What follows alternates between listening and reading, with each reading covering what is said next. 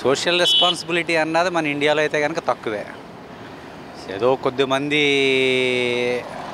తప్పిస్తే జనరల్గా దేశభక్తి అన్నది ఎవరికో వాళ్ళు సొంతంగా నా వరకు ఏంటన్నది చూసుకోవడం మన ఇండియాలో ఎక్కువ తప్పితే దేశభక్తి అనే దాని గురించి పెద్ద ఎక్కువగా మన ఇండియాలో మనం మాట్లాడుకోక్కర్లేదు. ఒక్కరోజు మాత్రం అందరూ ఏకతాటిపైకి వస్తారా? లేదు, రారండి.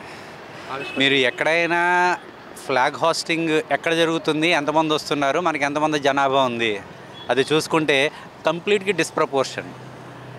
91% మనకి ఇండిపెండెన్స్ డే వచ్చిన రోజున ఫ్లాగ్ హాస్టింగ్కి వెళ్ళట్లేదు. ఈవెన్ మీరు కాలేజీల్లో చూసుకుంటే ఒక 3000 ఉన్న కాలేజీల్లో 30 మంది కూడా ఉండట్లే. స్కూల్లో కొంచెం బెటర్ ఏంటంటే ఇంకా అప్పుడు వాళ్ళు వినే స్టేజ్లో ఉంటారు కాబట్టి, తెలియని స్టేజ్లో ఉన్నారు కాబట్టి వాళ్ళు కంపల్సరీ అటెండ్ అవుతున్నారు.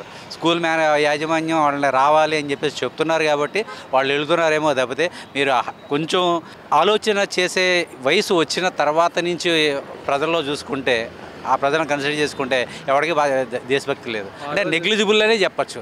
ఆ రోజు కాదని ఏ రోజు గుర్తుపెట్టుకోవాలి.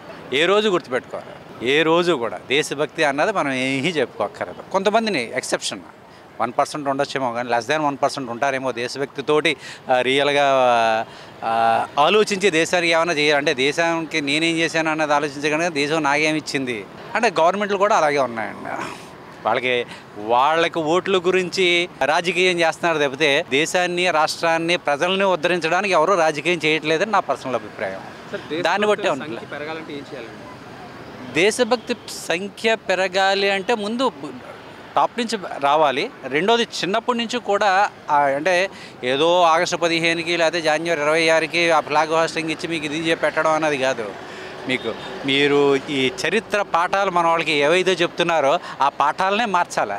బూజు పట్టిన ఎప్పుడో మొఘల్ సామ్రాజ్యాలు అవన్నీ బదులు మనకి స్వాతంత్ర్యం, మనకి ఏమొచ్చింది, దేశానికి ఏం ఇవ్వాలి, పౌరులుగా మన హక్కులు ఏంటి, మన బాధ్యతలు ఏంటి, మనకి ఫండమెంటల్ డ్యూటీస్ అన్నది రాజ్యాంగంలో ఉన్నది. ఎంతమందికి తెలుసు చెప్పండి? ఫండమెంటల్ డ్యూటీస్ గురించి ఎంతమందికి తెలుసు? ఫండమెంటల్ రైట్స్ గురించి తెలియదు, ఇంక డ్యూటీస్ గురించి ఏం తెలుస్తుంది? ఎవరికి ఏం తెలియదు.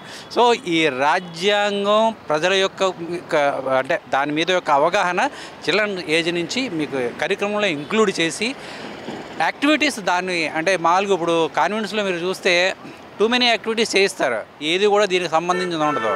కొన్ని ట్రైనింగ్ ప్రోగ్రామ్స్, కొంచెం అవేర్నెస్ ప్రోగ్రామ్స్, నెక్స్ట్ కొంత మీకు కొన్ని రిజర్వేషన్లు కూడా పెట్టండి. కొంతమందికి ఈ కాంపిటీషన్లో వచ్చిన వాళ్ళకి రిజర్వేషన్లు పెట్టండి. ఇప్పుడు ఏది ఎస్సీ ఎస్టీ కుల ప్రాతిపదికన కాకుండా వాళ్ళ యొక్క ఇన్వాల్వ్మెంట్, దేశానికి వాళ్ళు ఏం చేస్తున్నారన్న దాన్ని బట్టి కూడా పెట్టండి. దాన్ని బట్టి ఏదైనా ఆలోచించి చేస్తే చాలా రకాలైన ఆలోచనలు వస్తాయి. చేసుకోవచ్చు, తప్పే ఉంది. అవును, మంచిదే కదా. ఇప్పుడు దాంట్లో కూడా కాంపిటీషన్. ఇప్పుడు మీరు రిజర్వేషన్ పెట్టేసరికి ఒక 2%, 3%, 4% పెడతారు. దాంట్లో కాంపిటీషను అందరూ దాంట్లోకి వచ్చేస్తే 100% మనకి దాంట్లో ఒకే కేటగిరీ ఉండదు కదండి. ప్రతిదానికి ఒక కేటగిరీ అనేది ఉంటుంది. ఆ కేటగిరీలోనే పోటీ పడతారు. బట్ అట్లీస్ట్ నాకంటే అంటే ఎందుకు చెప్తున్నానంటే పర్సనల్ బెనిఫిట్ ఉన్నది అని అనేసరికి ఇన్వాల్వ్మెంట్ డెఫినెట్గా ఎవరికైనా పెరుగుతుంది, నీకైనా, నాకైనా, ఎవరికైనా. ఓకే, సో ఆ పర్సనల్ బెనిఫిట్తో పాటు వాళ్ళకి ఇన్వాల్వ్ అయ్యేలాగా చేసగలిగితే ఇప్పుడు ఆర్ఎస్ఎస్ డెఫినెట్గా నేను ఆర్ఎస్ఎస్ నేను మెంబర్ని కాదు, నాకు కానీ తెలుసు ఆర్ఎస్ఎస్ అంటే ఏంటి, వాళ్ళ యాక్టివిటీస్ ఏంటి, వాళ్ళు ఎలా చేస్తున్నారు ఏంటి అన్నది.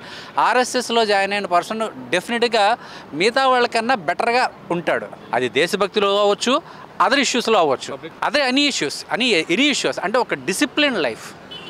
ఆ లైఫ్ని ఇన్కాల్కులేట్ చేయాలి అంటే కనుక బాల్యంలోనే పిల్లలను ఓరియంట్ చేయగలగాలి. రెండోది పెద్దల్లో చేంజ్ చేసుకోవడం చాలా కష్టం.